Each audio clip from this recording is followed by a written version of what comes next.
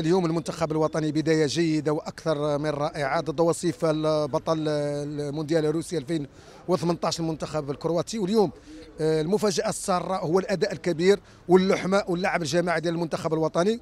وليد الركراكي في الطريق الصحيح. هذه هي البداية، نقطة الآن المنتخب البلجيكي نتمنى ولو نقطة باش نفوزوا إن شاء الله ضد كندا، ونتمنوا على أن الجماهير على أنها تساند المنتخب الوطني وتآمن بالفريق، لأنه فريق قوي. وما بالك في قطر جماهير حاضرة بقوة. هنا من القلب نشجع المنتخب الوطني، وقريبا إن شاء الله في الأدوار المقبلة نكون إن شاء الله في قطر إلى جانب مجموعة من الجماهير اللي تساند إن شاء الله النخبة الوطنية. إذا هنيئا بالأداء والنتيجة اليوم ضد كرواتيا.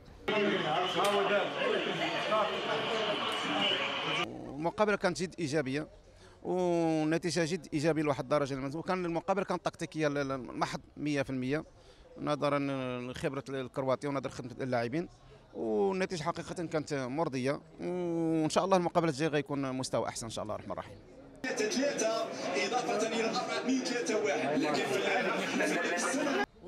في الصراحه دايرين القدرات ديالنا في المنتخب، غادي يوصل بعيد وغادي يحقق واحد النتيجه اللي عاليه وجيده في المستوى، وغادي يحقق بزاف ديال الطموح.